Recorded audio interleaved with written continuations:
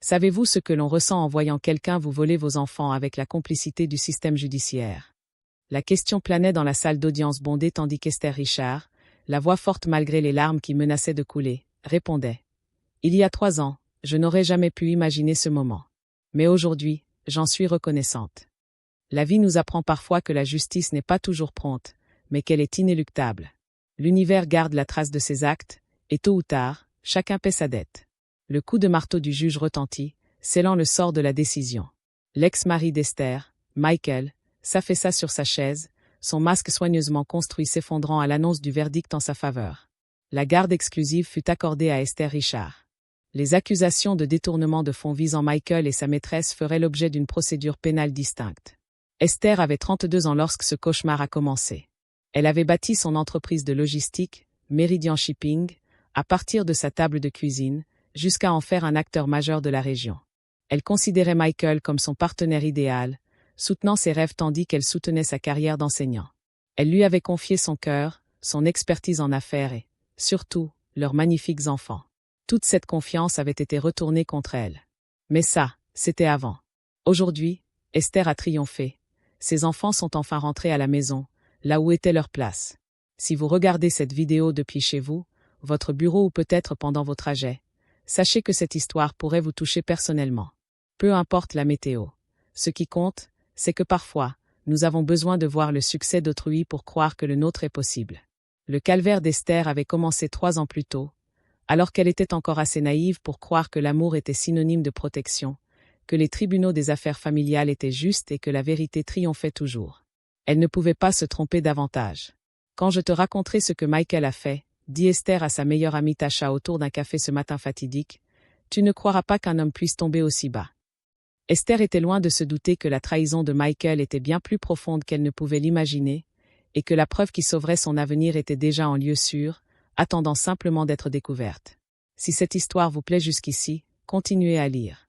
Croyez-moi, la suite vous montrera comment une femme poussée à bout peut se révéler d'une force insoupçonnée. Mais permettez-moi de revenir au début. 3 ans plus tôt, Esther Richard vivait ce que beaucoup considèrent comme le rêve américain. À 29 ans, elle avait transformé sa start-up de logistique en Meridian Shipping, une entreprise générant un chiffre d'affaires à 7 chiffres en seulement 5 ans. Fille d'immigrants jamaïcains installés à Atlanta, Esther avait hérité de son père le sens des affaires et de sa mère l'éthique de travail sans faille. Mes parents m'ont appris que l'excellence n'est pas une option, disait souvent Esther à son équipe. Ils sont arrivés dans ce pays sans rien d'autre que leur éducation et leur détermination. Son bureau se trouvait dans un entrepôt reconverti de la zone industrielle. Rien de luxueux, un espace fonctionnel et efficace, à l'image de sa vision des affaires. Esther avait bâti Meridian en identifiant des lacunes dans la logistique du transport régional, lacunes négligées par les grandes entreprises. Elle s'était spécialisée dans le transport urgent de fournitures médicales, un créneau à la fois rentable et pertinent. Michael enseignait les mathématiques au lycée lorsqu'ils se rencontrèrent lors d'un barbecue chez un ami commun. Charmant et intelligent, il semblait sincèrement impressionné par le sens des affaires d'Esther, loin d'en être intimidé. 1 an plus tard, ils se mariaient et Esther était convaincue d'avoir trouvé l'homme idéal. La façon dont Michael parlait de construire notre vie ensemble, confiait Esther à Tasha lors de leur course du week-end. Il m'a fait croire qu'il me voyait vraiment, et pas seulement ce que je pouvais lui apporter. Leurs enfants sont arrivés peu après, Madison, aujourd'hui âgée de 7 ans, et Elia, 5 ans. Esther organisait ses horaires de travail pour passer un maximum de temps en famille, travaillant souvent avant l'aube afin d'être à la maison pour le dîner et les histoires du soir. Lorsque Michael a accepté un poste moins bien rémunéré dans une école privée prestigieuse, Esther l'a soutenu dans cette décision, prenant en charge les dépenses liées à ce changement. Vous devriez voir comme il s'illumine quand il parle de ses élèves, disait-elle à tous ceux qui lui posaient la question. Ça vaut plus que de l'argent. Ce qu'Esther n'a pas mentionné, ce sont les changements subtils qui s'opéraient à la maison. Le soutien initial de Michael à sa carrière s'amenuisait. Les remarques sur ses horaires de travail se faisaient plus fréquentes, malgré ses efforts pour trouver un équilibre. Les enfants ont besoin de leur mère, pas de votre assistante pour les déposer à l'école, disait-il, oubliant opportunément les matins où Esther s'occupait des trajets scolaires pendant qu'il faisait la grasse matinée. Tasha a été la première à remarquer les changements. « Ma chérie, je n'aime pas la façon dont il te parle parfois », a-t-elle dit après un dîner où Michael avait interrompu à plusieurs reprises Esther dans ses récits professionnels. On dirait qu'il essaie de te faire taire. Esther a balayé ses inquiétudes d'un revers de main. Le mariage connaissait des hauts et des bas. Michael était simplement stressé par son travail. Les choses s'amélioreraient une fois que Meridian serait plus établi. Puis vint l'embauche de Vanessa Carter. 26 ans, diplômée en commerce, son CV répondait parfaitement aux critères d'un poste administratif offrant des perspectives d'évolution. Esther se reconnaissait en cette jeune femme, ambition, intelligence, charme. « Je vais la prendre sous mon aile », a dit Esther à son responsable des opérations, Case. Elle a du potentiel. Case n'était pas convaincu. Il y a quelque chose de louche dans ses références. Ça vous dérange si je fais des vérifications plus approfondies? Mais Esther, toujours soucieuse d'offrir des opportunités comme elle en avait bénéficié, a embauché Vanessa. La nouvelle recrue a suivi Esther pendant des semaines, apprenant les systèmes, les processus et les relations clients. Elle restait tard, posait des questions pertinentes et s'est rapidement familiarisée avec le fonctionnement de Meridian, notamment ses systèmes financiers et sa base de données clients. Michael a rencontré Vanessa à la fête de Noël de l'entreprise. Esther, occupée à organiser l'événement, a manqué la longue conversation entre son mari et sa nouvelle employée. Elle n'a pas vu l'échange de leur numéro de téléphone. Elle n'a pas vu les prémices du délitement de sa famille. 2 mois plus tard, Case a fait part à Esther de nouvelles inquiétantes. Notre système a subi une intrusion. Quelqu'un a accédé à des contrats clients confidentiels et à nos derniers résultats financiers trimestriels. Le point d'accès était l'ordinateur de Vanessa. Confrontée à la situation, Vanessa s'est effondrée, affirmant avoir accidentellement laissé son ordinateur déverrouillé pendant sa pause déjeuner. Elle était confuse et en larmes. Esther, contre l'avis de Case, a décidé de ne pas porter plainte. Tout le monde mérite une seconde chance, a déclaré Esther. Mais nous ne pouvons pas la garder dans l'équipe. Ce soir-là, elle a annoncé à Michael qu'elle avait renvoyé Vanessa. Sa réaction l'a surprise. « Vous êtes trop dur. C'était peut-être juste une erreur, comme elle l'a dit. » Michael, elle avait accès à des informations valant des millions. Il ne s'agit pas de pardonner, il s'agit de protéger l'entreprise. La dispute qui s'ensuivit fut la pire qu'ils aient jamais eue. Michael accusa Esther d'être froide, calculatrice et de privilégier les affaires aux personnes. Esther était choquée par sa véhémence envers une employée qu'il n'avait rencontrée qu'une seule fois. Ce qu'elle ignorait alors, c'est que Michael et Vanessa se voyaient depuis des semaines. Que le « voyage d'affaires » de Michael le mois précédent impliquait une rencontre entre Vanessa et lui à l'hôtel. Que la fuite d'informations n'était pas accidentelle, mais délibérée, orchestrée par l'homme qui avait promis d'être aux côtés d'Esther quoi qu'il arrive. La première véritable fissure dans leur mariage est apparue 1 mois plus tard, lorsqu'Esther a découvert des SMS sur le téléphone de Michael. Non pas de Vanessa, Michael était trop prudent pour cela, mais de son frère, évoquant la situation et la nécessité de garder le silence jusqu'au moment opportun. Quand Esther a posé des questions sur les messages, Michael a explosé. « Tu m'espionnes maintenant? C'est bien là le problème. Tu ne fais confiance à personne. Tu traites ta famille comme un de tes projets commerciaux. » L'accusation fut blessante, car Esther s'était toujours inquiétée de cela même. Que son ambition puisse faire d'elle une mère moins présente, une épouse moins aimante. Michael avait décelé sa faiblesse et l'avait exploitée sans scrupule. Cette nuit-là, il ne rentra qu'après minuit. Quand Esther lui demanda où il était allé, sa réponse la glaça d'effroi. « J'avais besoin de réfléchir à notre avenir. De me demander si ce mariage me convenait encore. » Esther resta éveillée toute la nuit, l'esprit en ébullition. Au matin, elle avait décidé de se battre pour sa famille. Elle réduirait ses heures de travail, programmerait une thérapie de couple, ferait tout ce qu'il faudrait. Ce qu'elle ignorait, c'est que la bataille avait déjà commencé et qu'elle était la seule à ne pas se rendre compte qu'ils étaient en guerre. 2 semaines plus tard, Esther rentra d'une réunion importante avec un client et trouva sa maison étrangement vide. Le sac à dos de Madison avait disparu de son crochet. Le dinosaure en peluche préféré d'Elia n'était plus sur le canapé du salon. « Michael » appela-t-elle en traversant rapidement les pièces silencieuses. « Les enfants. » Le mot était posé sur le comptoir de la cuisine. L'écriture de Michael était immédiatement reconnaissable. « J'ai emmené les enfants chez mes parents. Nous avons besoin de nous éloigner de votre chaos. Mon avocat vous contactera demain. » Esther relut les mots, sans comprendre. Un avocat? Elle essaya d'appeler Michael sur son portable, mais tomba directement sur sa messagerie. Ses parents, pas de réponse. Même le frère de Michael ne répondit pas. Le lendemain matin, quand la sonnette retentit, Esther n'avait pas dormi. Le livreur lui tendit une enveloppe sans la regarder. À l'intérieur se trouvaient des papiers de divorce et une requête en garde provisoire d'urgence pour les enfants, invoquant comme principaux motifs son addiction au travail et son indisponibilité émotionnelle. Les accusations étaient sidérantes par leur cruauté calculée. Esther privilégiait son travail au détriment du bien-être de ses enfants. Esther était instable émotionnellement. Esther avait exposé ses enfants à des conversations professionnelles inappropriées. Ses horaires imprévisibles créaient un climat délétère. Le plus choquant était l'affirmation selon laquelle Esther aurait menacé Michael de ruine financière s'il la quittait un jour ou une pure invention qui, néanmoins, la dépeignait comme manipulatrice et vindicative. « C'est de la folie », dit Esther à son amie Tasha, les mains tremblantes en tenant les papiers. « Il m'a pris mes enfants. Il ment sur moi. Et c'est moi qu'on fait passer pour instable ?» Tasha, qui travaillait comme assistante juridique, examinait les documents avec une inquiétude croissante. « Esther, ce n'est pas un hasard. Ces documents sont trop soignés, trop complets. Il prépare ça depuis des mois. » L'avocate d'Esther, Janet Morris, a confirmé cette analyse lors de leur réunion d'urgence cet après-midi-là. Ce niveau de préparation laisse penser à une préméditation. Le point positif, c'est que les juges ne se laissent pas berner par ces manœuvres. Le point négatif, c'est que l'affaire risque de prendre du temps. Ce que Janet ignorait, c'était à quel point Michael avait préparé son dossier. Lors de la première audience de garde provisoire, 3 jours plus tard, Esther fut prise au dépourvu par l'apparition du docteur Raymond Collins, le pédiatre des enfants, qui témoigna qu'Esther avait manqué 2 consultations médicales de Madison l'année précédente, alors même qu'elle était en train de décrocher le plus gros contrat de sa carrière. Madame Richard privilégie ses entreprises commerciales à la santé de ses enfants, a déclaré le docteur Collins, omettant opportunément de préciser que Michael était responsable de ses rendez-vous selon leur calendrier familial. L'avocat de Michael, Preston Wallace, du cabinet familial de longue date, a présenté des échanges de courriels imprimés montrant Esther travaillant à 2 heures du matin, des SMS envoyés à Michael concernant ses retards au dîner de famille et des photos soigneusement retouchées montrant Michael s'occupant de ses enfants alors qu'Esther était notablement absente. À Monsieur le juge, a plaidé Preston avec aisance, les preuves démontrent clairement qu'il s'agit d'une mère qui a privilégié sa carrière au détriment des besoins affectifs de ses enfants. Monsieur Richard a été le principal responsable des soins, tout en poursuivant sa propre carrière d'enseignant.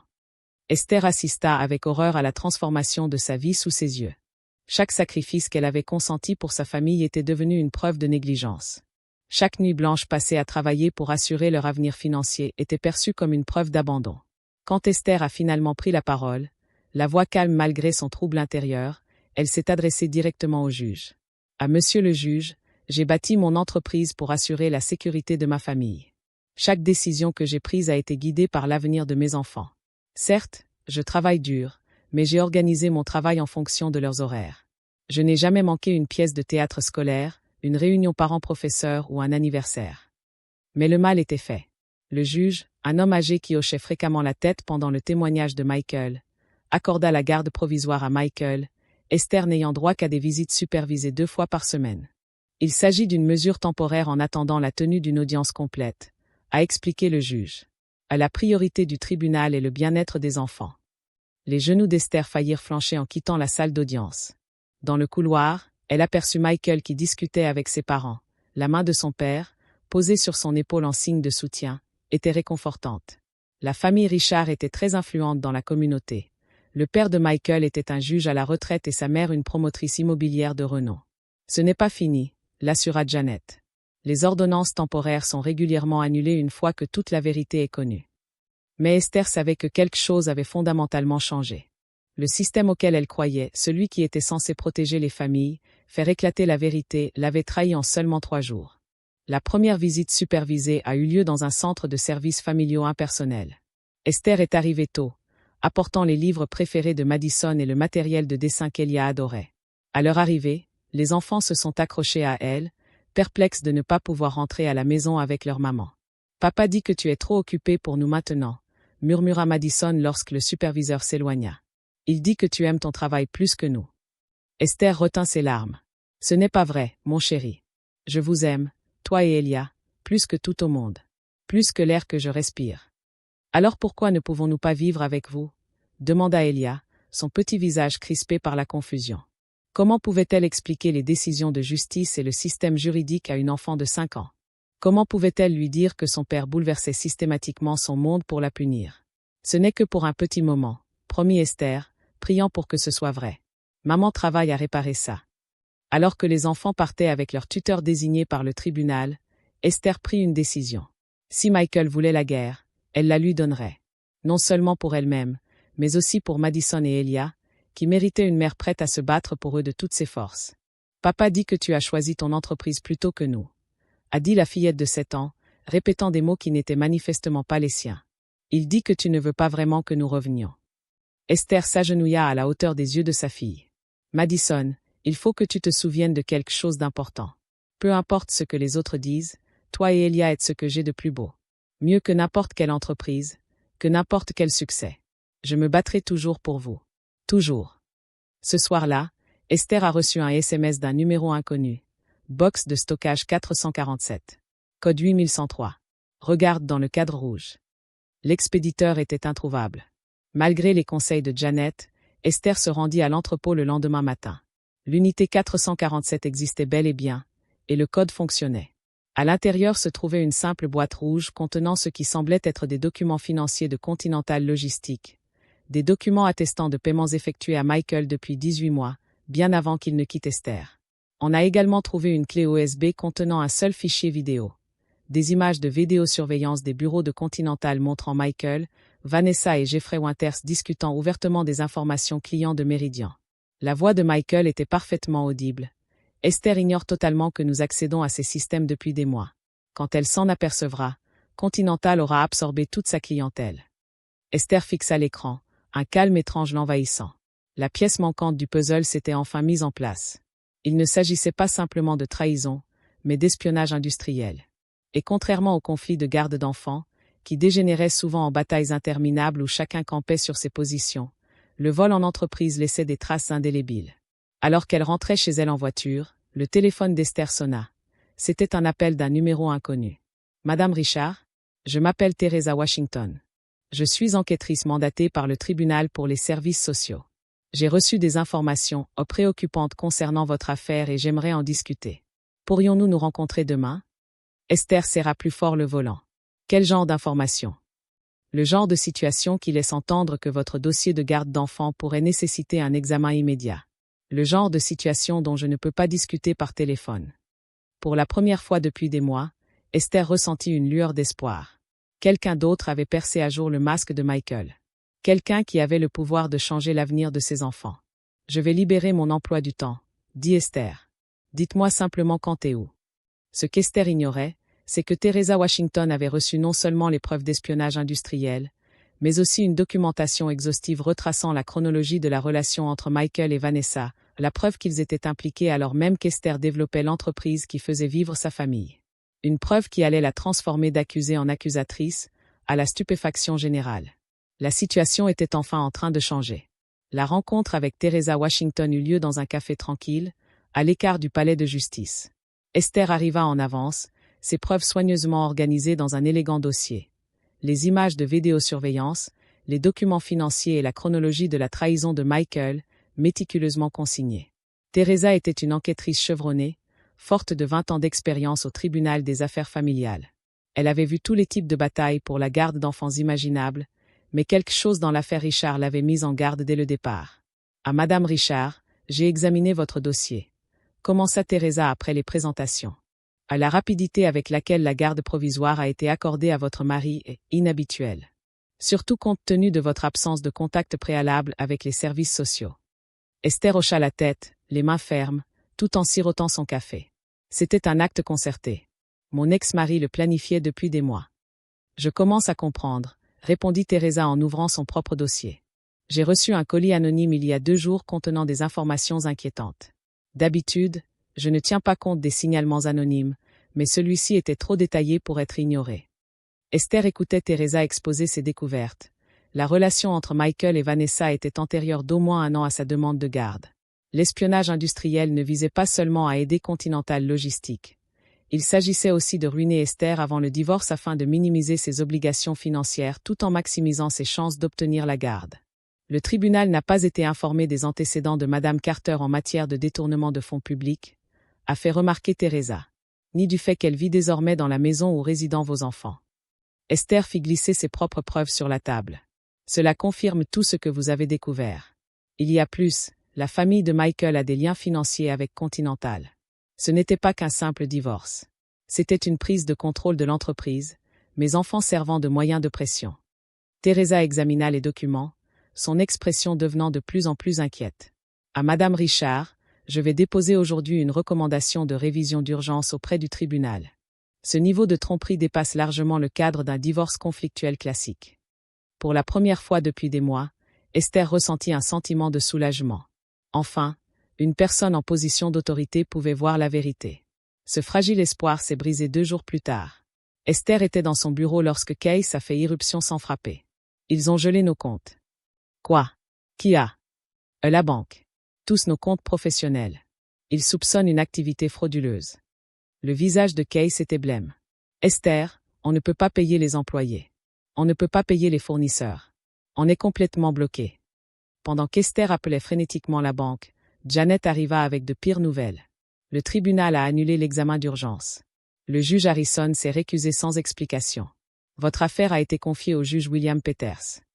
Esther sentit un frisson la parcourir. Peters? Comme le partenaire de golf du père de Michael?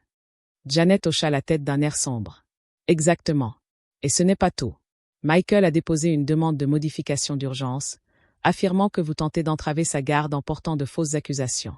Il demande la suspension de votre droit de visite en attendant une évaluation psychiatrique.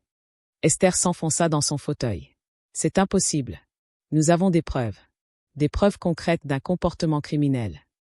Des éléments de preuve qui, mystérieusement, n'étaient pas inclus dans le dossier du tribunal lorsque j'ai vérifié ce matin, dit Janet à voix basse. Teresa Washington a été mutée dans un autre district. Avec effet immédiat. Le démantèlement systématique de la vie d'Esther se poursuivit avec une efficacité brutale. À la tombée de la nuit, Esther apprit que la banque avait reçu des rapports crédibles faisant état d'irrégularités financières chez Meridian, provenant d'une source anonyme. 3 autres clients ont résilié leur contrat, invoquant des inquiétudes quant à la stabilité de Meridian. L'école des enfants avait reçu l'ordre de refuser à Esther l'accès au dossier de Madison et Delia. Les parents d'Esther, en visite chez leur famille en Jamaïque, ont signalé des appels étranges mettant en doute la santé mentale d'Esther. Le détective privé qu'Esther avait engagé a soudainement refusé de travailler sur son affaire. Il t'isole, dit Tasha ce soir-là, assise dans la cuisine d'Esther. Il te coupe de tout soutien, de toutes les ressources. Mais pourquoi? Demanda Esther, le visage marqué par l'épuisement. Michael a les enfants. Il a Vanessa. Pourquoi cela ne suffit-il pas? Parce que les gens comme Michael ne veulent pas seulement gagner, répondit Tasha. Ils ont besoin de te voir briser. Ton succès lui rappelle ses échecs. Cette nuit-là, seule chez elle, Esther toucha le fond. Ses comptes professionnels gelés, ses économies personnelles englouties par les frais d'avocat, et ses enfants systématiquement montés contre elle, le poids devenait insupportable. Pour la première fois depuis le début de ce cauchemar, elle se permit d'envisager la défaite. Peut-être était-ce un combat perdu d'avance. Peut-être les systèmes censés protéger les familles étaient-ils trop facilement manipulables par ceux qui avaient des relations et des ressources. Peut-être ses enfants seraient-ils mieux lotis si elle cessait de se battre, si elle acceptait le récit que Michael avait forgé. Celui de la mère absente qui a privilégié sa carrière à sa famille. Son téléphone a sonné à 23h37, un numéro inconnu. Madame Richard. Une voix d'homme, inconnue. Je m'appelle David Chen. J'étais conseiller juridique de Continental Logistique jusqu'à hier, date à laquelle j'ai été licencié sans préavis. Je pense que nous devrions discuter. Esther se redressa. À propos de quoi? À propos de la façon dont Jeffrey Winters et la famille Richard se livrent à de l'espionnage industriel. Et à propos des documents dont je possède l'existence et dont ils ignorent tout. Pourquoi m'aiderais-tu? Demanda Esther, méfiante après tant de trahison. Parce que ce qu'ils font est illégal. Parce qu'ils m'ont licencié lorsque j'ai exprimé mes inquiétudes. Et parce que j'ai aussi une fille, Madame Richard. Aucun parent ne devrait voir son enfant lui être enlevé par la manipulation et le mensonge. Elles convinrent de se revoir le lendemain matin. Esther raccrocha, une petite étincelle se rallumant en elle. Elle n'était pas seule après tout. La vérité avait cette façon de trouver des alliés. Ce qu'Esther ignorait, c'est qu'à l'autre bout de la ville, Michael célébrait sa victoire apparente. Meridian s'effondrant, les ressources d'Esther épuisées et la cour fermement sous l'influence de sa famille, il croyait la guerre gagnée. Le mois prochain, elle acceptera n'importe quel accord que nous lui proposerons, a dit Michael à Vanessa tandis qu'il trinquait avec du champagne de grande valeur dans la maison qui avait été celle d'Esther. Elle n'aura pas le choix. Vanessa sourit en se rapprochant de lui sur le canapé. Et Continental finalisera l'acquisition de ce qui reste de Meridian. Le poste de votre père au conseil d'administration sera assuré, et nous aurons rempli notre part du contrat. Aucun des deux ne s'était rendu compte que leur plan parfait comportait une faille fatale, une faille qui finirait par exposer chaque strate de leur conspiration et faire s'écrouler leur monde soigneusement construit. Pour Esther, le fond du gouffre est devenu le fondement sur lequel elle allait reconstruire tout ce qu'ils avaient tenté de détruire. 3 semaines après sa rencontre avec David Shen, Esther se trouvait à la croisée des chemins. L'ancien conseiller juridique de Continental lui avait fourni des documents internes qui confirmaient tout: l'espionnage industriel, l'implication de Michael, et la tentative concertée de détruire Meridian, les enfants étant utilisés comme moyen de pression. Le plus accablant était un échange de courriels entre Jeffrey Winters et le père de Michael, où ils discutaient de la « situation Richard » et de la façon de s'assurer qu'Esther serait neutralisée en tant que concurrente et mère. La cruauté désinvolte de leur plan, traiter ses enfants comme des pions dans une manœuvre commerciale, laissa Esther hors d'elle de rage. Mais David avait été clair, utiliser ces preuves aurait un prix. Si vous rendez cette affaire publique, le scandale touchera tout le monde, a-t-il averti. Continental sera poursuivi au niveau fédéral. Meridian sera associé à l'espionnage industriel, même en tant que victime. Vos enfants finiront par apprendre tout ce que leur père a fait. Janet a exposé les options juridiques. Première option: présenter les preuves uniquement au tribunal des affaires familiales, en se concentrant sur le caractère et le jugement de Michael. Cette approche pourrait permettre de récupérer la garde, mais laisserait la conspiration plus vaste impunie. Deuxième option: engager simultanément des poursuites devant le tribunal des affaires familiales et des poursuites pénales, ce qui ferait peser toute la rigueur de la justice sur toutes les personnes impliquées, mais prolongerait l'exposition des enfants au conflit. Troisième option: négocier un règlement privé en utilisant les preuves comme levier, ce qui pourrait permettre d'obtenir la garde des enfants et une compensation financière tout en évitant un scandale public.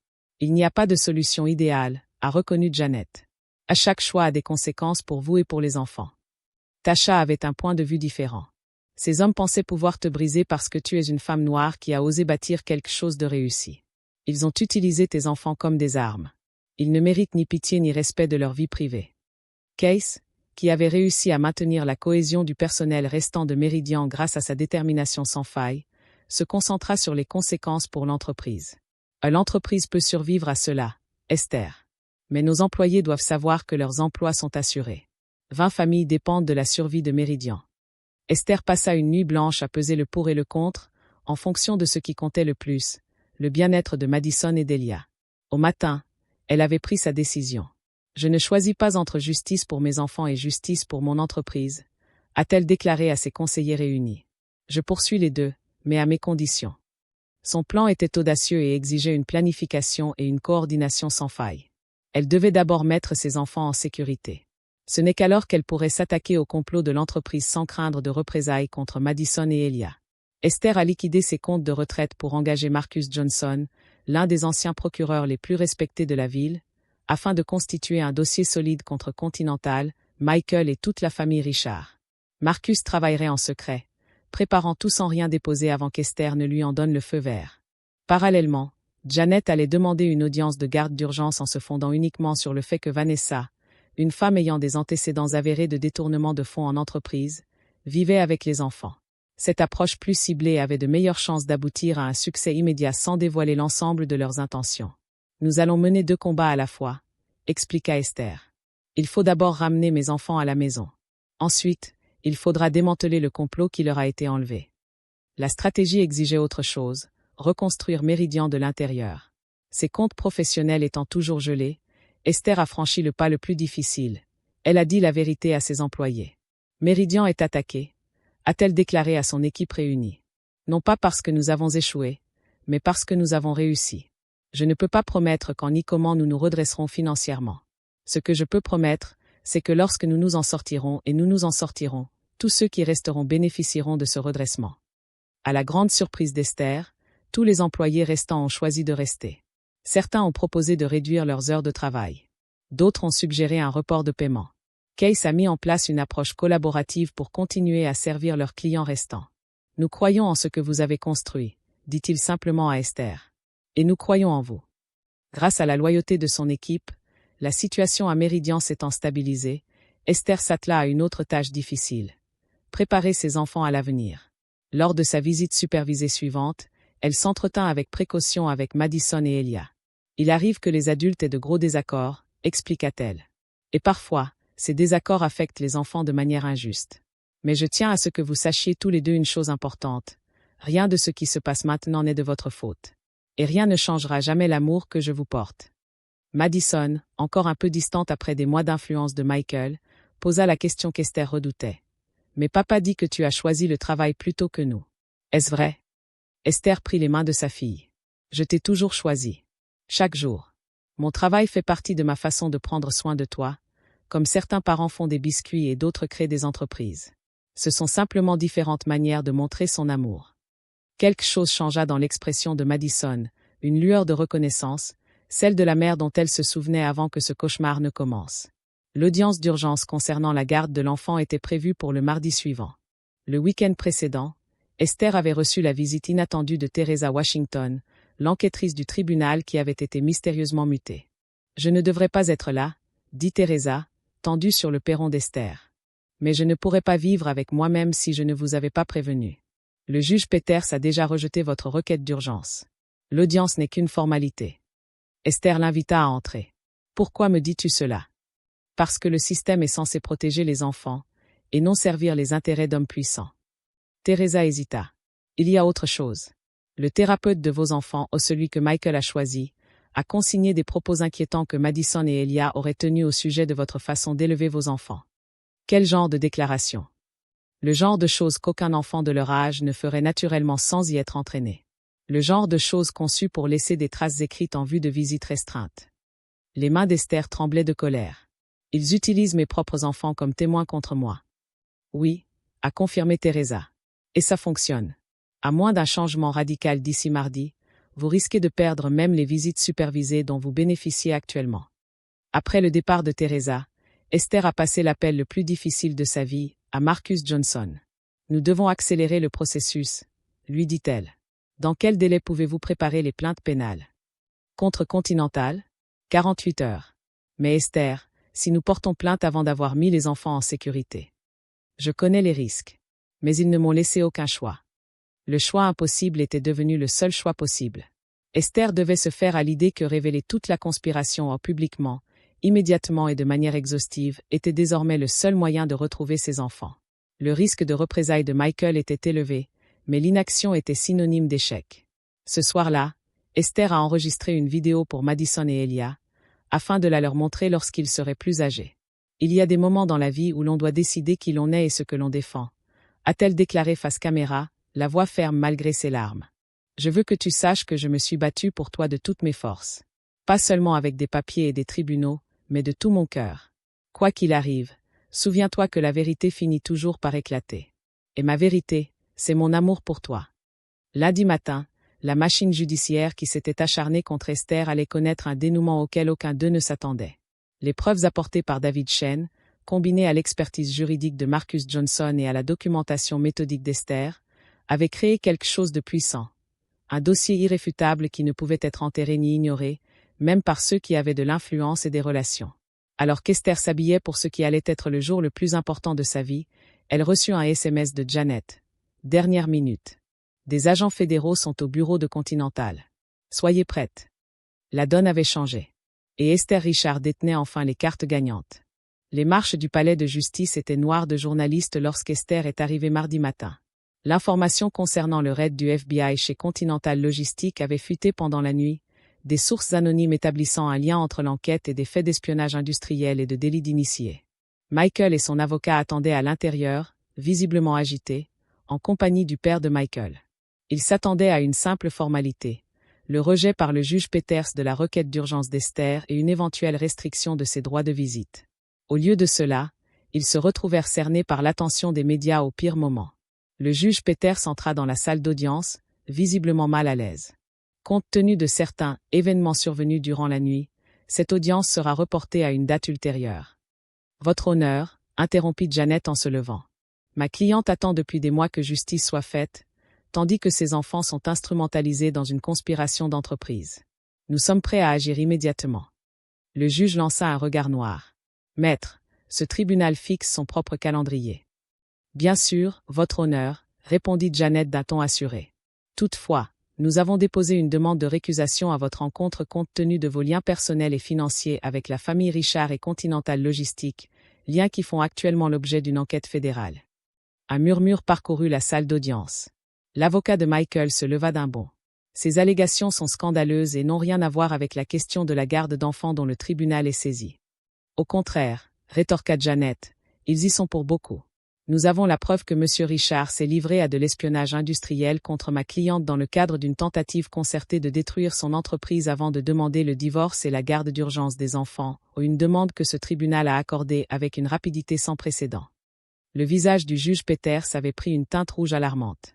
À Madame Morris, je vous avertis.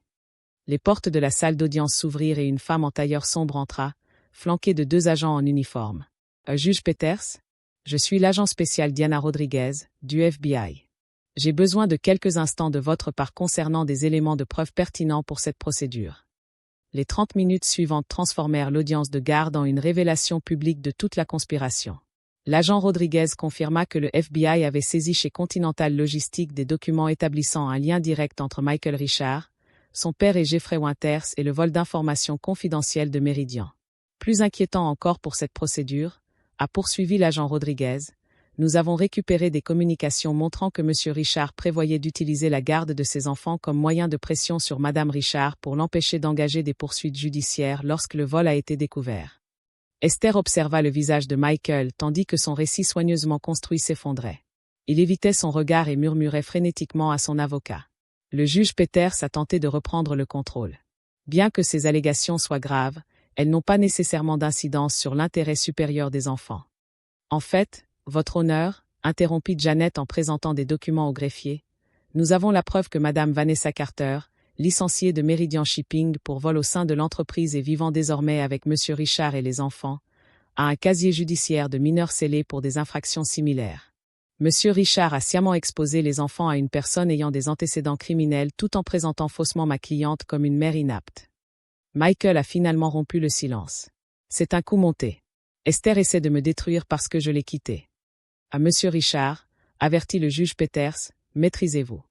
Esther garda son calme, les yeux fixés sur la photographie posée sur la table d'épreuve, Madison et Elia lors de leur dernière fête d'anniversaire, avant que Michael ne détruise leur famille. Le tuteur ad litem désigné par le tribunal, qui était resté silencieux jusqu'à présent, a demandé la parole.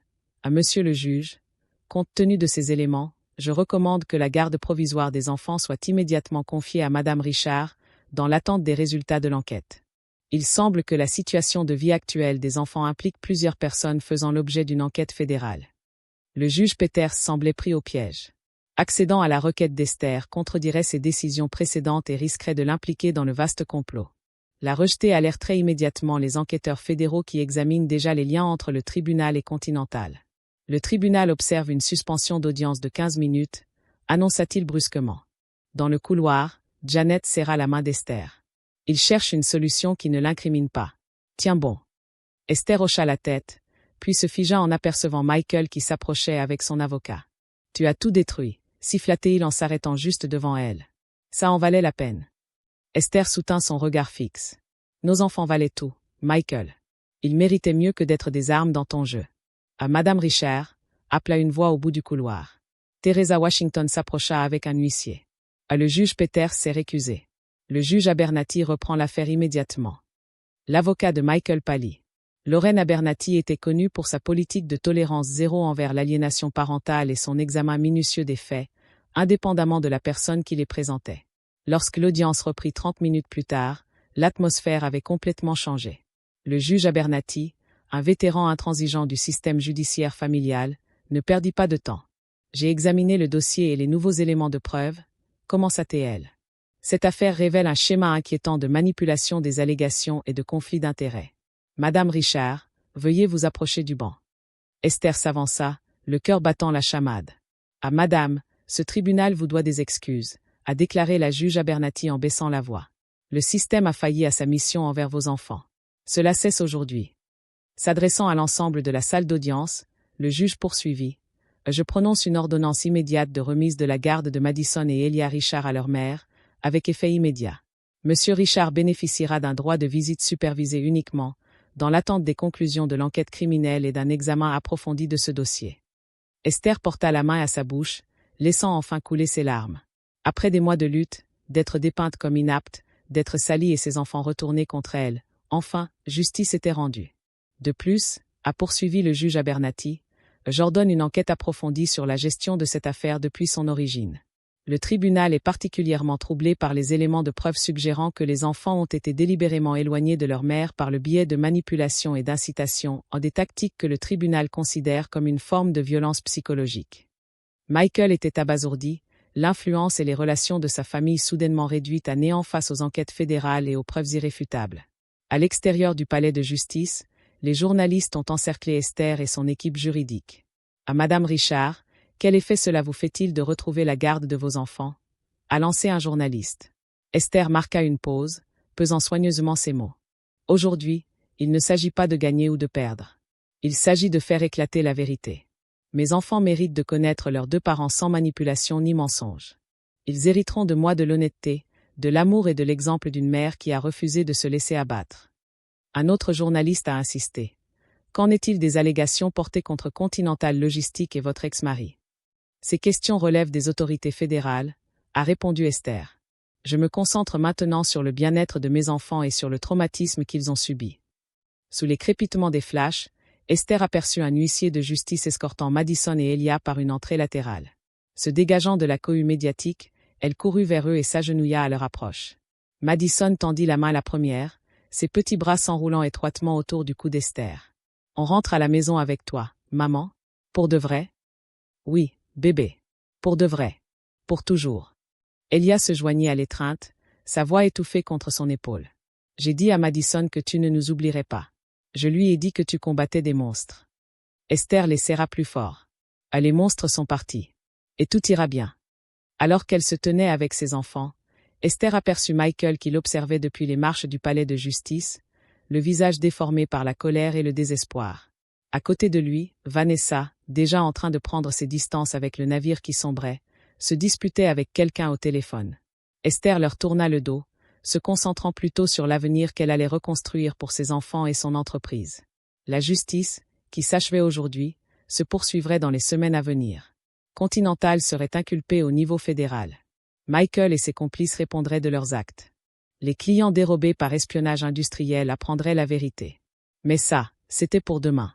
Aujourd'hui, il n'y avait qu'une seule chose qui comptait, ramener Madison et Elia à la maison.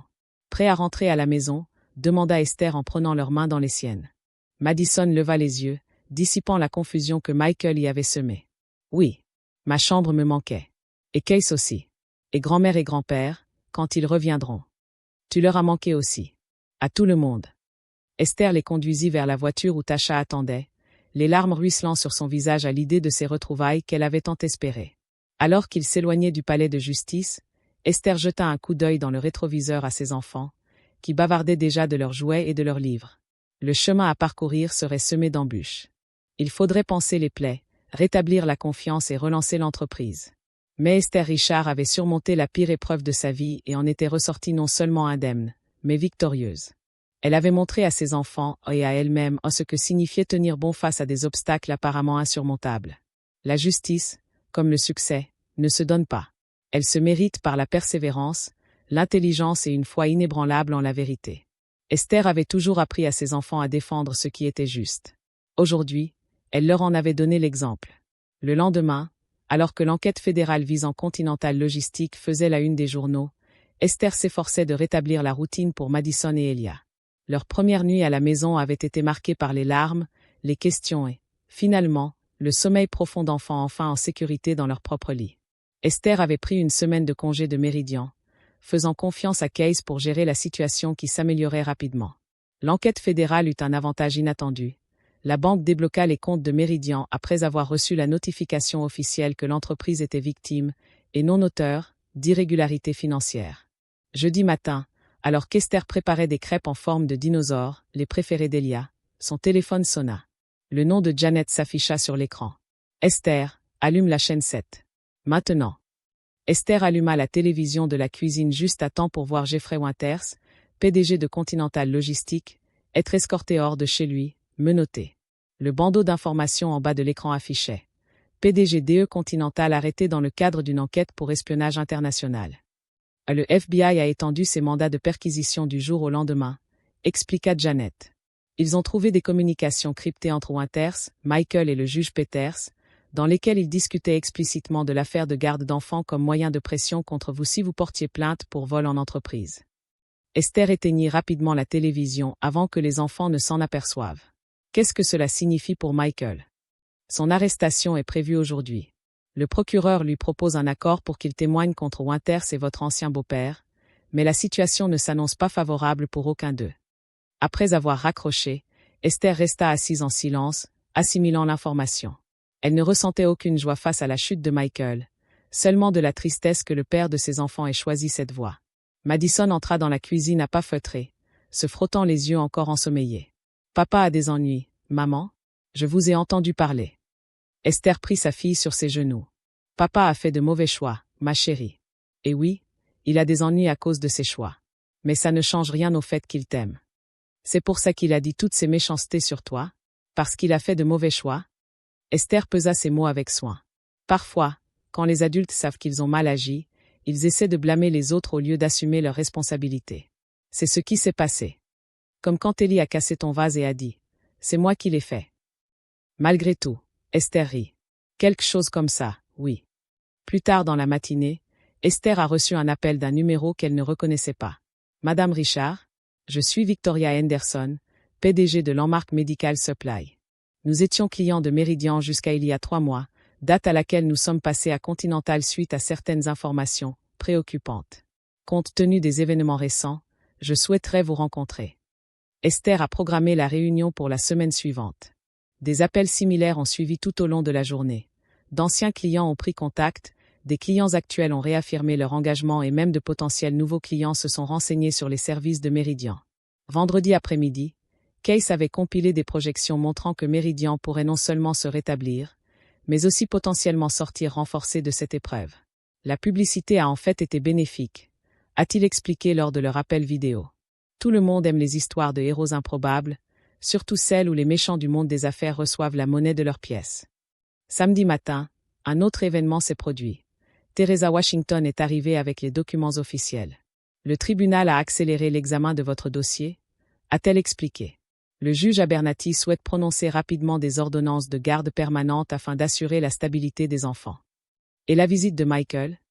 L'expression de Teresa s'adoucit. La situation se complique. Avec les poursuites pénales en cours, toute visite serait supervisée par des agents du tribunal. Mais il y a un souci plus immédiat. Madame Carter a quitté la ville et les parents de Michael semblent liquider leurs biens. Esther a analysé ces informations. Il se prépare à de longues batailles juridiques. Ou une fuite potentielle, a ajouté Teresa. Le FBI a leur passeport, mais la famille Richard a des ressources. Lundi matin, alors qu'Esther s'apprêtait à rentrer à Meridian avec les enfants inscrits en toute sécurité au programme de garderie périscolaire de leur école, Janet a appelé avec une nouvelle qui a tout changé. Le procureur a proposé un marché à Michael, une coopération totale contre Winters et son père en échange d'une réduction des charges. Il a accepté. Esther s'assit. Que leur a-t-il dit? Tout, Esther. Comment le plan a commencé lorsque vous avez refusé de vendre Meridian à Continental il y a 2 ans? Comment son père l'a approché pour accéder à vos informations commerciales? Comment ils ont délibérément choisi le moment de la demande de divorce pour maximiser votre vulnérabilité? Et les enfants? La voix de Janet se durcit. Il a admis les avoir manipulés, avoir programmé des séances de thérapie précisément pour étayer des inquiétudes inventées de toutes pièces. Le tuteur ad litem recommande la déchéance de ses droits parentaux pour manipulation psychologique et instrumentalisation des enfants dans des activités criminelles. Esther ferma les yeux, submergée par l'émotion. Je ne veux pas ça, Janet. Malgré tout, ils aiment leur père. La suppression de leurs droits parentaux leur ferait plus de mal qu'à lui. C'est à vous de décider. Le juge Abernathy a fixé une audience à mercredi pour discuter des dispositions permanentes. L'avocat de Michael a déjà indiqué qu'il ne contesterait pas vos demandes. La confrontation finale n'a pas eu lieu dans une salle d'audience, mais dans une petite salle de conférence du palais de justice, mercredi matin. Sous la supervision de son avocat et du procureur, Michael a été autorisé à avoir une conversation surveillée avec Esther avant l'audience officielle. Quand Esther entra, elle reconnut à peine son ex-mari. L'homme sûr de lui et manipulateur qui avait orchestré sa perte avait disparu. À sa place se tenait un homme abattu, incapable de la regarder dans les yeux. « Merci d'avoir accepté de me recevoir », commença-t-il d'une voix creuse. Esther était assise en face de lui. Je ne suis pas là pour toi, Michael. Je suis là pour nos enfants. Il hocha la tête. Je sais. Je ne m'attends pas à être pardonné. Ce que je t'ai fait, ce que je leur ai fait, il n'y a aucune excuse. Non, il n'y en a pas, acquiesça Esther. Mais je dois comprendre pourquoi. Nous avons construit une vie ensemble. Nous avons des enfants ensemble. Comment as-tu pu les utiliser comme armes contre moi? Michael finit par la regarder. Tout a commencé modestement. Papa a mentionné que Continental était intéressé par l'acquisition de Meridian. Juste des informations au début, des listes de clients, des détails de contrat. Des choses qui semblaient anodines. Puis Vanessa est entrée en scène, et soudain, il y a eu un moyen d'accéder à davantage d'informations. Et puis, tout s'est enchaîné. Voilà qui explique le vol commis par l'entreprise. Pas pourquoi vous m'avez enlevé mes enfants. Papa et Winter sont dit que tu te défendrais une fois que tu aurais découvert ce qui s'était passé. Que tu utiliserais tes ressources pour porter plainte. Avoir la garde des enfants nous donnait un moyen de pression. Si tu t'opposais à la prise de contrôle de l'entreprise, nous limiterions l'accès à Madison et Elia. La cruauté calculée de la situation frappa de nouveau Esther. Ce n'était pas de simples dommages collatéraux. C'était votre police d'assurance. Michael baissa la tête. Oui.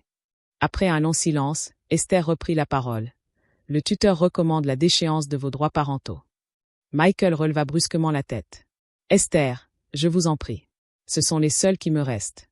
C'est exactement ce que j'ai ressenti pendant des mois, tandis que vous les montiez systématiquement contre moi. Esther se pencha en avant. Je n'accepte pas la résiliation.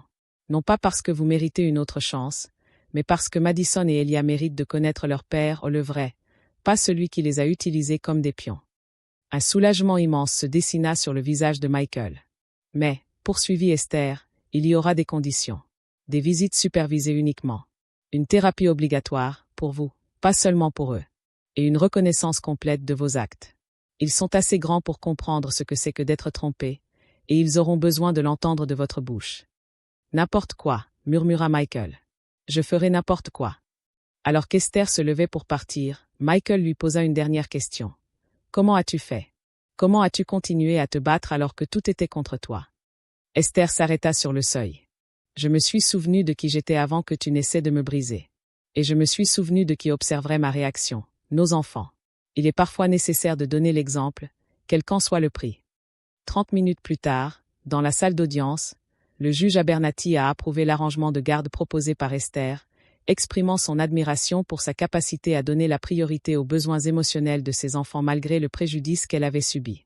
Madame Richard a fait preuve d'une dignité extraordinaire dans ces circonstances exceptionnelles, a souligné le juge. Le tribunal estime que sa décision concernant le maintien des contacts paternels, même strictement supervisés, est dans l'intérêt supérieur des enfants, malgré la conduite répréhensible de M. Richard. Alors qu'Esther quittait le palais de justice espérant que ce soit pour la dernière fois, elle reçut un texto de Case. Rendez-vous prévu avec Henderson de Landmark. Elle amène 3 autres anciens clients. La salle de conférence est prête quand vous l'êtes. Meridian Shipping se relevait plus forte que jamais. La loyauté de son équipe durant la crise avait forgé un noyau inébranlable. La médiatisation de la chute de Continental avait mis en lumière la résilience et le sens des affaires d'Esther. Le plus important, c'était que Madison et Elia soient rentrés chez eux et se remettent un peu plus chaque jour, à mesure que leurs habitudes reprennent et que la confiance se reconstruit. Le chemin à parcourir serait encore semé d'embûches en la thérapie pour les enfants, la reconstruction de ce qui avait été perdu, les aider à comprendre les agissements de leur père de manière adaptée à leur âge, mais Esther n'avançait plus seule ni sous le joug de l'adversité. Alors que l'affaire touchait à sa fin et que l'attention médiatique se portait sur d'autres sujets, Esther reçut une dernière surprise. David Shen, l'ancien conseiller juridique de Continental qui avait risqué sa carrière pour l'aider, avait ouvert son propre cabinet d'avocats et souhaitait représenter Meridian. Vous avez lutté contre toute attente et vous avez gagné, lui a-t-il dit lors de leur rencontre. C'est le genre de client que je veux représenter à l'avenir. Esther contempla sa vie reconstruite, ses enfants qui prospéraient à nouveau, son entreprise qui reprenait son essor, la justice rendue contre ceux qui avaient conspiré contre elle, et réalisa que l'impossible était bel et bien devenu possible grâce à la persévérance, l'intégrité et une détermination sans faille. L'art de la trahison lui avait appris celui de la survie. Et en cela, Esther Richard s'était révélée être une PDG hors pair. 18 mois plus tard, Esther se tenait à la tribune du siège social agrandi de Meridian Shipping, s'adressant à son équipe qui comptait désormais 60 employés. L'entreprise ne s'était pas seulement remise du complot dont elle avait été victime, elle avait prospéré, triplant de taille. Aujourd'hui marque non seulement l'ouverture de notre nouveau centre opérationnel, a déclaré Esther à l'Assemblée, mais aussi une étape importante d'un parcours que nul n'aurait pu prévoir. Lorsque notre entreprise a traversé sa période la plus sombre, chacun d'entre vous a choisi de croire en ce que nous construisions. Cette journée vous appartient. Les applaudissements étaient sincères, la joie partagée palpable. Case, désormais directeur des opérations de Meridian, se tenait à proximité avec sa femme et leur nouveau-né. Tasha avait rejoint l'entreprise 6 mois plus tôt en tant que directrice des ressources humaines, apportant son expertise juridique et sa loyauté sans faille à l'équipe en pleine expansion. Les changements les plus importants, cependant, s'étaient produits dans la vie personnelle d'Esther. Madison, alors âgée de 9 ans, et Elia, 7 ans, avaient surmonté leur confusion et leur souffrance grâce à l'aide d'un thérapeute compétent. Ils rendaient visite à leur père une fois par mois dans l'établissement à régime ouvert où il purgeait une peine réduite de 3 ans pour son rôle dans le complot.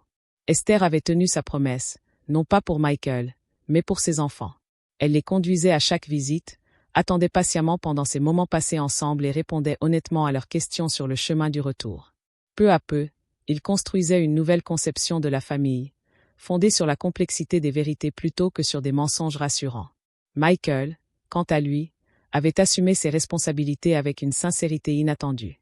Son témoignage avait été crucial dans les procès contre Jeffrey Winters et son propre père, tous deux condamnés à des peines considérablement plus lourdes pour avoir orchestré le complot. Dans ses lettres et lors de ses visites aux enfants, il a toujours insisté sur le fait que la séparation était de sa faute, et non celle de leur mère. Continental Logistique avait été dissoute et ses actifs rachetés par divers concurrents, dont plusieurs contrats revenus à Meridian. Le juge Peters avait démissionné dans le déshonneur avant même que la commission d'éthique ne puisse le destituer. La situation sociale et financière de la famille Richard s'était effondrée sous le poids des accusations fédérales et du scandale public. La justice avait été globale, même si imparfaite. Certaines blessures ne guériraient jamais complètement, mais le temps et la vérité les avaient cicatrisées. Après la cérémonie à Meridian, Esther emmena les enfants dans leur parc préféré. Pendant qu'ils jouaient sur les balançoires, elle s'assit sur un banc voisin, s'accordant un instant pour réfléchir à ce parcours. Madame Richard. Une femme s'approcha, vêtue de façon professionnelle et portant un portfolio sous le bras. Je suis Sophia Jenkins, du magazine Business Forward. Nous préparons un article sur les entreprises qui ont surmonté des difficultés importantes. Auriez-vous un peu de temps pour une interview? Esther sourit. Seulement si l'on se concentre sur l'équipe qui a rendu cela possible, et pas seulement sur moi. En réalité, ce qui nous intéresse, c'est l'histoire humaine derrière le redressement de l'entreprise. Comment avez-vous réussi à garder le cap tout en vous battant pour vos enfants? Comment la bataille pour la garde et l'espionnage industriel se sont-ils entremêlés? Nos lecteurs trouvent ces parcours personnels inspirants. Esther regardait Madison pousser Elia sur la balançoire, leur rire résonnant dans tout le parc. La vérité, Madame Jenkins, c'est que je ne savais pas toujours si je pourrais gagner l'une ou l'autre bataille, et encore moins les deux. Il y a eu des jours où j'ai songé à abandonner. Qu'est-ce qui a changé? J'ai compris que se soumettre à l'injustice ne vous en protège pas, cela vous rend simplement complice. Et je ne pouvais pas apprendre à mes enfants à se défendre si je n'étais pas prête à faire de même. L'interview s'est poursuivie au cours de laquelle Esther a partagé les leçons qu'elle avait apprises. L'importance de tout documenter, la valeur des alliés qui croient en vous, le pouvoir de se concentrer sur la prochaine étape à franchir lorsque l'escalier entier n'est pas visible. Une dernière question, dit Sophia. Meridian prospère aujourd'hui, mais cette expérience vous a transformé. Comment abordez-vous les affaires différemment? Esther y a réfléchi. J'intègre davantage de redondance à tous les niveaux, système, direction, relations clients. Je suis plus sélective quant au partenariat. Mais le changement le plus important est interne. Le succès ne se mesure pas seulement au contrat et au chiffre d'affaires. Il se mesure à l'intégrité, à la culture que nous créons et à la construction d'un projet qui mérite d'être défendu. Ce soir-là, une fois les enfants endormis, Esther s'est assise sur sa véranda avec Tasha, partageant une bouteille de vin et une rare conversation tranquille. Je voulais vous le dire, dit Tasha, Teresa Washington dirige le nouveau comité de surveillance des tribunaux de la famille. Elle a spécifiquement cité votre cas comme l'élément déclencheur des réformes systémiques. Esther acquiesça, satisfaite mais pas surprise. Bien. Le système a besoin de personnes capables de reconnaître ses défaillances envers les familles. En parlant de famille, poursuivit Tasha avec précaution, as-tu réfléchi davantage à l'invitation à dîner de James? James Shen, le frère de David et chirurgien pédiatrique, avait invité Esther à dîner à 3 reprises au cours des 2 derniers mois. Elle avait décliné chaque fois, invoquant son travail et ses enfants. « Je ne suis pas sûre d'être prête », a admis Esther. « Les enfants ont déjà assez de changements. »« Les enfants s'épanouissent », rétorqua Tasha. « Ce n'est peut-être pas eux qui ont peur de plus de changements. » Esther sourit avec une pointe d'amertume. « Depuis quand es-tu devenue la sage dans cette amitié ? Au moment même où tu devenais une figure emblématique du monde des affaires et une super-héroïne mère célibataire. » Tasha lui serra la main. « Tu as reconstruit ton entreprise. Tu as sauvé tes enfants. Il est peut-être temps de se souvenir qu'il y a une femme derrière tous ces succès, une femme qui mérite elle aussi d'être heureuse. » Le lendemain matin, Esther déposa les enfants à l'école et se rendit à Méridian pour une réunion avec un nouveau client potentiel, une chaîne nationale de distribution de matériel médical cherchant à régionaliser sa distribution. Alors qu'elle préparait sa présentation, son téléphone vibra, un SMS d'un numéro qu'elle ne reconnaissait pas immédiatement. Dîner. Vendredi. 19h. Pas d'excuse cette fois. Un James. Esther se surprit à sourire. Tasha avait peut-être raison. Peut-être y avait-il de la place dans sa vie reconstruite pour que quelque chose de nouveau puisse s'épanouir. Plus tard dans la semaine, Esther était assise en face de James dans un restaurant tranquille, à l'écart du quartier des affaires. Son regard bienveillant et son intérêt sincère pour ses enfants, plutôt que pour sa réussite professionnelle, avaient peu à peu dissipé ses appréhensions au fil de la soirée. « Vous avez traversé plus d'épreuves en 3 ans que la plupart des gens en une vie entière », a-t-il remarqué. « Pourtant, vous ne semblez pas amère. » Esther y réfléchit. « Je l'étais, pendant un temps. Mais l'amertume, c'est comme boire du poison en espérant que l'autre en meure. Mes enfants méritaient mieux. Je méritais mieux. Et maintenant ? Que mérite Esther Richard maintenant que les batailles sont gagnées ? » Elle sourit, surprise elle-même par sa réponse. La paix, la joie, peut-être même une seconde chance de faire confiance à quelqu'un. James leva son verre. À la seconde chance, donc. Et à la reconnaissance du triomphe lorsqu'il est juste sous nos yeux. 6 mois plus tard, Esther assistait à la soirée annuelle de remerciement des clients de Méridian, un événement désormais très prisé dans le monde des affaires. James était à ses côtés, tandis que Madison et Elia se mêlaient avec aisance aux invités. Les enfants s'étaient peu à peu attachés à James, appréciant sa patience et l'intérêt sincère qu'il leur portait. Alors qu'Esther s'adressait à la foule, elle remarqua un visage familier au fond de la salle, Victoria Henderson de Landmark Medical Supply, désormais l'un des plus gros clients de Méridian et mentor personnel d'Esther. « Le succès ne se mesure pas seulement à ce que nous accomplissons », a déclaré Esther à l'Assemblée. « Il se mesure aussi à ce que nous surmontons en cours de route. » Il y a 2 ans, Méridian a frôlé l'extinction à cause de la trahison et d'un complot. Aujourd'hui, nous sommes plus forts car nous avons découvert de quoi nous sommes vraiment capables. Les applaudissements furent chaleureux et sincères. Après les discours officiels, Victoria s'approcha accompagnée d'un homme de grande taille qu'Esther ne reconnut pas. « Esther, je te présente Richard Fontaine, PDG de National Healthcare Logistics. » Il a suivi avec grand intérêt le redressement de Méridian. Richard lui tendit la main. « À Madame Richard, votre réputation vous précède. J'aimerais discuter d'un éventuel partenariat qui permettrait à Méridian d'étendre ses activités à l'échelle nationale. » Tandis qu'elle discutait des possibilités, Esther aperçut Madison qui montrait quelque chose à Elia sur sa tablette. Les 2 enfants semblaient à l'aise et en sécurité dans cet environnement qui, autrefois, n'était que le monde professionnel d'Esther. La frontière entre sa vie professionnelle et sa vie personnelle s'était estompée, créant un lien plus fort et plus harmonieux qu'auparavant. Plus tard dans la soirée, alors que James les ramenait chez eux en voiture, Esther reçut un courriel qui la fit hésiter. L'expéditeur était Michael, qui écrivait depuis l'établissement correctionnel où il purgeait ses derniers mois de peine. « Les enfants ont mentionné l'exposition scientifique du mois prochain », a-t-il écrit. « Je sais que ma permission de sortie supervisée ne commencera qu'après cette date. Serait-il possible d'avoir des photos ?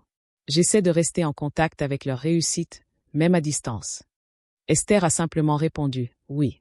Je veillerai à ce qu'ils vous présentent leur projet lors de l'appel vidéo de la semaine prochaine. » C'était la nouvelle normalité, complexe, imparfaite, mais fonctionnelle. Michael purgeait sa peine et s'efforçait sincèrement de reconstruire sa relation avec ses enfants sur des bases honnêtes. L'entreprise qui avait failli faire faillite recevait désormais des propositions de partenariat susceptibles de la transformer en une multinationale. Les enfants, autrefois utilisés comme des pions, s'épanouissaient auprès de leur mère, développant une force de caractère et une maturité exceptionnelles. Et Esther elle-même en était ressortie non seulement indemne, mais transformée. L'épreuve de la trahison avait consumé ses hésitations et ses doutes, laissant derrière elle une femme qui comprenait sa force, sa valeur et sa raison d'être avec une clarté inébranlable. Alors qu'il s'engageait dans l'allée de la maison qu'elle avait failli perdre, Esther regarda James, ses enfants endormis sur la banquette arrière, la vie qu'elle avait non seulement reconquise, mais réinventée. « Tout va bien ?» demanda James, remarquant son air pensif. Esther acquiesça. « Mieux que bien. Je pensais justement à quelque chose que ma grand-mère disait souvent. Quand on t'enterre, assure-toi d'être sur le dos. Parce que même alors, il y a toujours moyen de se relever. » Salut. Merci de me suivre dans cette histoire de trahison, de résilience et de triomphe final.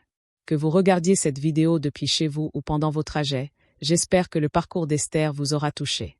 Nous avons tous des combats à mener dans la vie, peut-être pas aussi dramatiques que l'espionnage industriel ou les batailles pour la garde d'enfants, mais des combats tout de même.